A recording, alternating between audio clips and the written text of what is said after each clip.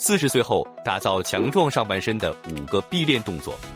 在家里做这些，上半身萎缩不仅仅是个外观问题。一项发表在美国老年医学会杂志上的重要研究发现，40岁后上半身力量的下降与肩部受伤风险增加直接相关。姿势严重塌陷以及心血管健康明显下降，这些状况在大多数人预期之前的数十年内便悄然加速身体的衰退过程。大多数超过40岁的人主要关注有氧运动，如跑步和骑自行车。胸部、背部和肩部的肌肉正在悄然萎缩。40岁以后，如果没有刻意进行阻力训练，身体每10年会流失3%到8%的肌肉质量。60岁以后，肌肉流失的速度加快了，结果是驼背的姿势，脊柱变弱，手臂在完成过去轻松应对的任务时变得困难。问题比大多数人想象的更严重，上半身肌肉无力不仅让你显得更老，还会增加下背部的负担。压缩胸椎会减少肺活量，并显著增加跌倒风险，因为平衡能力与上半身力量的关系远比传统观点所认为的更密切。这就是为什么今天你将看到在40岁后，安全、有效且无需离开家就能锻炼出强壮、功能性和视觉上令人印象深刻的上半身所需的唯一5个动作。在我们开始之前，请在评论中告诉我们您来自哪个城市。我们真的很想知道大家都在哪里。深成倒 V 型的俯卧撑看起来像是经典动作的一个简单变体，但当你正确执行时，肩部肌肉的反应远比看起来复杂得多。这是大多数人不知道的。40岁以后，旋转袖肌由4块深层肌肉组成，负责稳定肩关节，变得更脆弱，更容易受伤。特别是在那些训练胸部和肱二头肌却忽视垂直推举模式的人群里，倒 V 式俯卧撑正好针对这种不平衡。它通过垂直的推压角度训练三角肌和上斜方肌，而普通俯卧撑无法达到这种效果。与使用重物的推举相比，对肩关节的压缩负荷要小得多。一项发表在《物理治疗科学杂志》上的研究确认，于是俯卧撑变体相比标准俯卧撑能显著更高地激活前束和中束三角肌。倒立俯卧撑能有效提高三角肌激活，是肩部全面的自重训练之一。要正确完成这个动作，开始时保持标准俯卧撑姿势，然后慢慢将双脚向双手方向走动，直到臀部抬得高高的，你的身体形成一个倒 V 型。你的头应低头看向双手之间的地面。从这个姿势开始，将手肘向外弯曲，缓慢地用3秒时间将头顶缓慢下降至地面方向，然后用力推起身体。关键是要在整个动作过程中始终保持臀部抬起，一旦你的臀部下沉，动作就会变成普通的俯卧撑，你也会失去以三角肌为主导的发力，这正是这项运动的关键所在。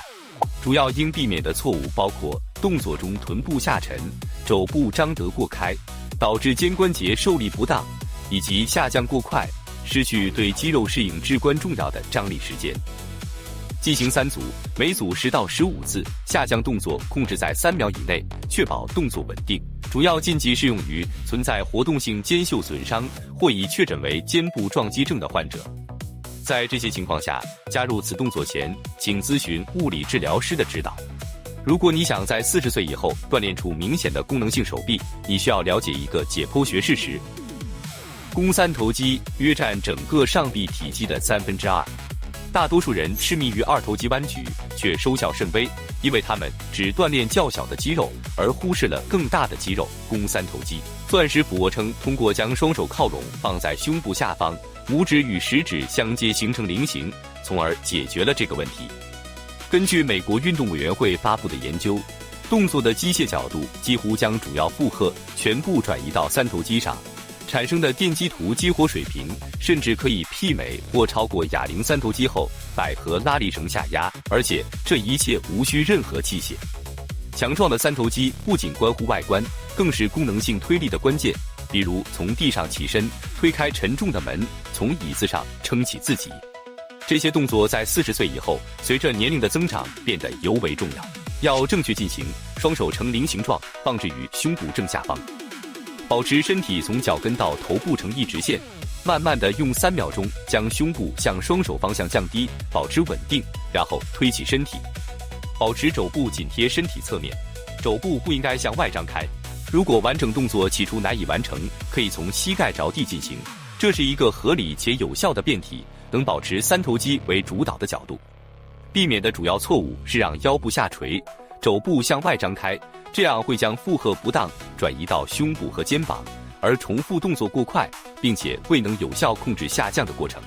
进行3组，每组8到12次重复，重点控制缓慢且有意识的3秒下放动作。有手腕疼痛或腕管综合症的人，可以握拳或使用俯卧撑把手进行此锻炼，以减少手腕过度伸展，同时不影响锻炼效果。我认为反向划船是一项极好的被低估的上半身锻炼，尤其适合40岁以上人士在家中进行。大多数人之所以忽视它，主要是因为需要动点脑筋来准备设备，但只需要一个坚固的桌子或一个低矮的水平杆即可。这就是为什么在我们日常生活中，无论是在办公桌前、车内，还是在沙发上，后侧上半身的肌肉都至关重要。菱形肌、中下斜方肌、后三角肌和肱二头肌这几组肌肉几乎从未得到有效的锻炼，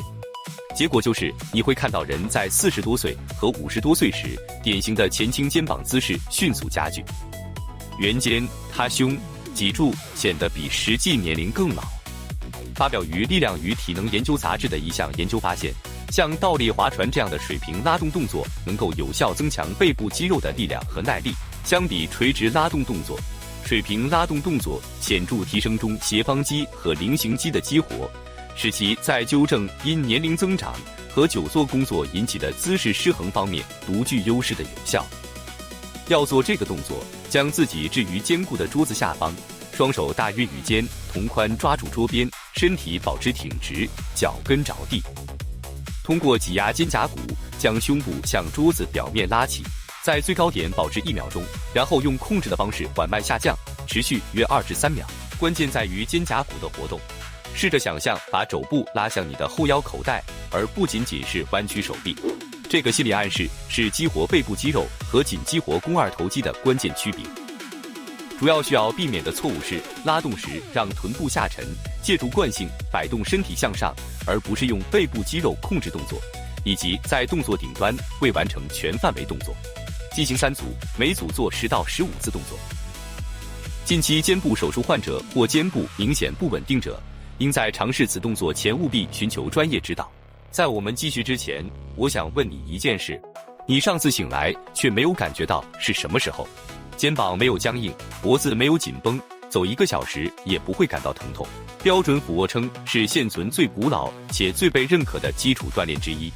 但是大多数人在做这个动作时都会采用一种严重降低效果的方式，尤其是在40岁以后，因为此时肌肉纤维的动员效率降低，身体需要更强的刺激才能促使肌肉肥大。关键不是做更多的重复次数，关键是放慢大多数人常常匆忙完成的动作部分。许多人可能不知道的是，动作的离心阶段及下方部分，实际上负责约40%至50%的肌肉肥大刺激。肌肉损伤是新生长的主要驱动因素之一，通常主要发生在受力状态下肌纤维被控制性延长时。如果你在1秒钟内快速下降到地面，就相当于放弃了锻炼效果的一半。双手距离肩膀外侧6至8英寸的宽距俯卧撑，通过比标准握距更广的活动范围，最大化胸大肌的拉伸，产生更优越的胸部激活效果。同时仍然调动前三角肌和肱三头肌作为强有力的辅助肌肉。要正确执行此动作，双手放宽超过肩膀的宽度，手指略微向外张开，在5秒内缓慢下降，感受胸部在最低点的充分拉伸，然后用1到2秒的时间向上推起。这种不对称的节奏是故意为之，下降阶段才是锻炼真正开始的地方。在最低位置时，胸部不要完全着地，在向上推起前，保持距离表面半英寸处一定的张力。持续的肌肉紧张正是区分有效训练组和无效训练组的关键。主要需要避免的错误是臀部塌陷、下落过快以及手的位置过于靠前，这会使负重从胸部转移到肩关节，导致肩关节处于易受伤的状态。每次重复都要用5秒的缓慢负重动作，完成3组，每组8到12次。患有骨质疏松引起腕部脆弱者，在增加该练习的负重或次数前应咨询专家。40岁以后，挺拔而坚实的姿势是上半身健康最可靠的视觉与身体特征之一。而最能赋予挺拔形象的肌肉是肩部，尤其是内侧和后侧的三角肌头。这些肌肉几乎不可能仅通过以胸肌为主的训练方法得到充分锻炼。使用强力或坚固的支撑面进行斜靠肩推，有效解决了这个问题。通过将双脚抬高放在椅子或沙发上，双手放在地面上，身体形成45到60度的角度，你可以通过一种压迫动作来夹在肩部。这种效果远远超过平面运动所能达到的，而不会有与负重杠铃推举相关的脊柱压迫风险。研究发表在欧洲期刊《应用生理学期刊》的研究表明，倾斜和倒置的推压角度能够显著提高前三角肌和内侧三角肌的肌电激活水平。与水平推举动作相比，这一发现解释了为什么那些只依赖水平俯卧撑的运动员，肩部相对于胸部往往发展不足。要正确执行此动作，将双脚放在椅子或沙发上，双手大约与肩同宽置于地面，臀部向后折叠，使身体形成大约4到5度的倾斜角度。从这个姿势开始，将头缓缓地在3秒内下降到地面，然后用力推起，回到起始位置。随着你在数周内力量的提升，你可以逐步抬高双脚的位置，从而在不使用任何器械的情况下增加肩部的负荷。主要错误是让下背部过度弯曲，动作下降过快，以及手部位置过窄，这会导致动作主要依赖于三头肌，而非肩部的有效发力。进行3组，每组8至12次重复。高血压、眩晕或青光眼患者应避免身体倒置的姿势，而是改为在适度倾斜角度下进行锻炼，双脚仅稍微抬高。这5个练习足以打造一个真正强壮且充实的上半身。但如果你想更进一步挑战自己，打造一个既吸睛又能达到大多数30多岁人难以匹敌水平的上半身，那么绝对值得把这2个加练的动作加入你的训练计划。门框二头肌弯举是一种大多数人从未听说过的锻炼方式，但它能带来相当了不起的效果，仅用门框和自身体重就能进行真正的渐进的二头肌抗阻训练。肱二头肌并非大家通常认为的那样，仅仅是用来弯曲手臂，它使前臂旋后，并在拉伸动作中对肩部的稳定性起关键作用。40岁以后，随着握力和肘关节完整性的下降，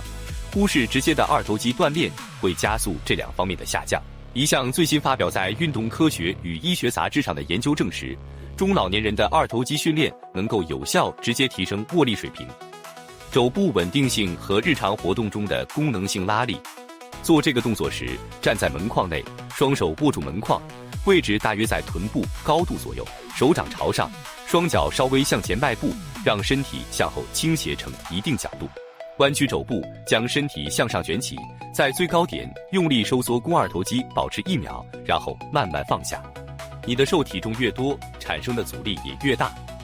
这是你的渐进超载机制，无需任何器械。主要需要避免的错误是借助惯性摆动身体向上，未能控制下落，以及没有调整身体角度，确保每组最后几次重复真正具有挑战性。进行3组，每组完成10至15次重复动作。这种锻炼因关节压力较低，而常被推荐用于肘部和肩部的康复方案，且没有明显的禁忌症。肩胛俯卧撑可能是整个列表中最被低估的动作。它锻炼前锯肌，这是一块位于腋下肋骨旁的重要深层肌肉，负责将肩胛骨稳固地固定在肋骨上。这块肌肉在人群中几乎普遍较弱。超过40岁的人如果没有专门训练的话，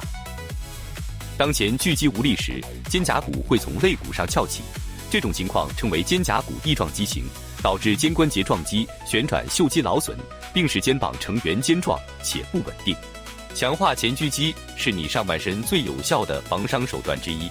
它对身体姿势的正面影响通常在持续训练数周后即可明显显现。首先，采取标准俯卧撑姿势，手臂完全伸直，保持肘部完全伸直，胸部缓缓向地板下降，同时确保肩胛骨在背后紧密夹紧靠拢，然后推开地面，尽可能地把肩胛骨分开。手臂始终保持伸直，这是一个小动作，却有着巨大的效果。主要需要避免的错误有2个：一是弯曲肘部，这会使动作变成标准俯卧撑；二是重复动作过快，导致感觉不到肩胛骨的运动，未能在动作顶端完全张开肩胛骨。进行3组，每组15次，专注细致感受肩胛骨的每一次移动与变化。没有相关禁忌症。这个练习常用于物理治疗领域内的肩部康复，适合几乎所有健身水平的人群，特别是受伤恢复者。